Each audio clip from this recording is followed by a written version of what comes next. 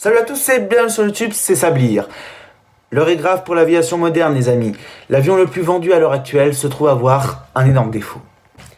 Effectivement, si vous suivez l'actualité aéronautique, vous n'êtes pas sans savoir qu'en l'espace de moins de 6 mois, deux Boeing 737 se sont écrasés. Ces deux 737 étaient des 737 MAX 8, la dernière génération du moyen courrier de Boeing, Boeing 737, qui est d'ailleurs l'avion le plus vendu au monde.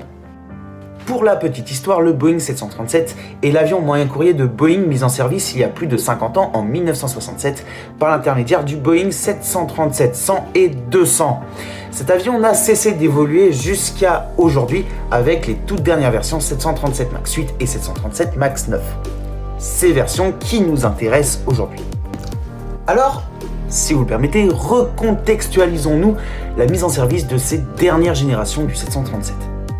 À la moitié des années 2010, Bombardier sort les 6 Series, des avions moyen courrier plus économes que l'A320 et le 737. Pour répondre à cela, Airbus a sorti l'A320 Neo avant de racheter les droits sur les Bombardier 6 Series avec les A220. Quant à Boeing, ils ont été un peu pris de court et ont sorti un peu à la va-vite, on va pas se le cacher, ces dernières générations de Boeing 737, donc 737 MAX 8 et 737 MAX 9. Puis ensuite le petit frère 737 MAX 7 et le grand frère pour faire de la concurrence à la 321 Neo, le 737 MAX 10. Comme la voulait la tendance à ce moment-là, initiée par la 320 Neo et les Bombardier 6 Series, il fallait mettre des moteurs plus gros, des moteurs qui auraient besoin de moins pousser et donc qui consommeraient moins. C'est pour ça que le Boeing 737 MAX dans toutes ses versions s'est retrouvé avec des moteurs beaucoup plus gros que ce qu'on pouvait retrouver sur les 737, 700 et 800. Mais le truc c'est que le 737 c'est pas un 787, c'est plutôt un petit avion. Et donc pour faire entrer ces moteurs sous les ailes, il a fallu les avancer. Déjà qu'ils étaient bien avancés sur 737, 800 et 900, il a fallu encore plus les avancer. Et donc cela donnait un comportement à l'avion que quand on mettait les gaz, il avait tendance à cabrer un peu plus. Alors pour le moment, rien de grave, mais ça a son importance pour la suite. Parce que pour pallier à ce problème, Boeing a décidé d'introduire dans ces 737 un système d'anti-décrochage, le MCAS. Bon, ce sont les initiales en anglais, du coup je vais pas vous dire ce que ça veut dire, sinon vous allez oublier dans 2 secondes. En gros, le fonctionnement de ce système, c'est pour parer un décrochage. Et d'abord, un décrochage, c'est quoi? Alors, ce qu'il faut savoir, c'est que l'aile a un fonctionnement relativement spécifique. Ce qu'il faut savoir, c'est que les ailes sont bombées sur le dessus et moins sur le dessous. Ce qui va apporter une différence de pression avec la vitesse. Et cette différence de pression va apporter une force en dessous de l'aile qui s'appelle la portance et qui va porter l'aile et va permettre à un avion de voler. C'est le même système qu'on retrouve sur les voitures de course avec leurs ailerons, mais à l'inverse, pour les plaquer au sol. Le décrochage arrive lorsque l'air ne peut plus porter l'aile, c'est-à-dire qu'elle a un angle d'incidence trop élevé, ce qui va faire tomber l'avion en gros.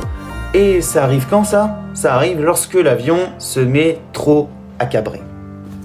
Donc ce système avait pour fonctionnement que lorsqu'il détectait que l'avion était trop lent et avait un angle d'incidence trop élevé, c'est-à-dire qu'il cabrait trop, de le faire piquer. Ainsi, l'avion pouvait reprendre de la vitesse et continuer le vol sans décrochage et donc en toute sécurité. Mais ça, c'est la théorie.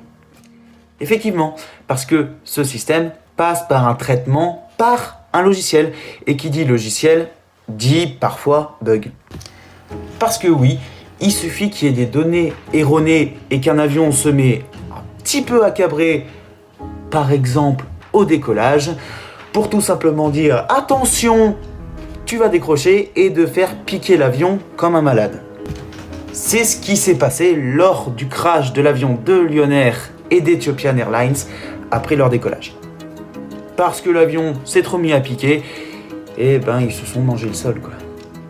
Mais à ce moment-là, vous me direz, mais pourquoi les pilotes n'ont pas désactivé le système? Effectivement, ça aurait pu régler le problème. Encore faut-il qu'ils soient au courant de l'existence de ce système.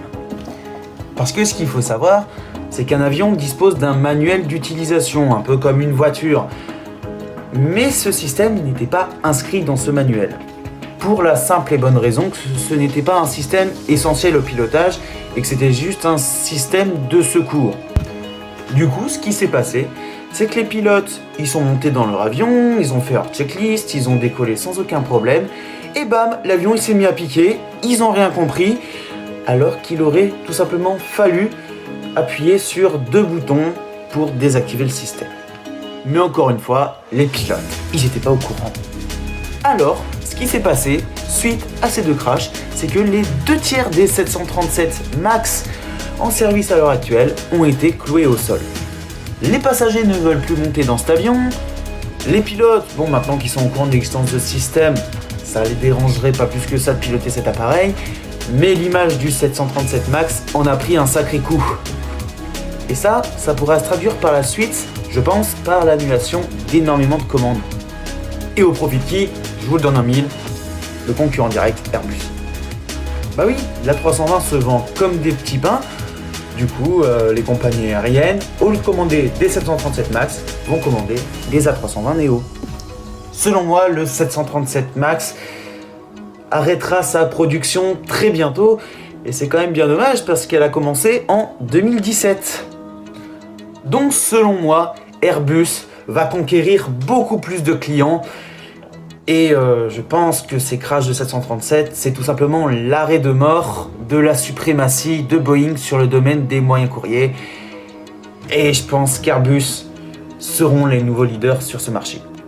Mais du coup, est-ce que Boeing va mourir? Bah non, ça c'est sans compter sur leurs avions long courrier. Effectivement, Boeing reste les leaders sur ce marché-là. Ils ont le 777 qu'ils ont hyper bien, le 787 c'est pareil. Et là, pour le coup, c'est Airbus qui a perdu sur le pari des très longs courriers avec l'arrêt de production de la 380. Du coup, pour moi, le marché, ce sera qu'Airbus sera leader mondial du moyen et du court courrier, pendant que Boeing se concentrera sur le long courrier. Voilà, c'est la fin de cette vidéo qui était quand même assez dense, mine de rien. Franchement, j'ai pris beaucoup de plaisir à chercher des informations, ça m'a vraiment intéressé, et même pendant mes recherches, j'ai appris énormément de choses. J'espère que je vous en ai appris tout autant que ce que j'ai appris moi-même. Sur ce, je vous dis salut, à la prochaine, c'était Sabli.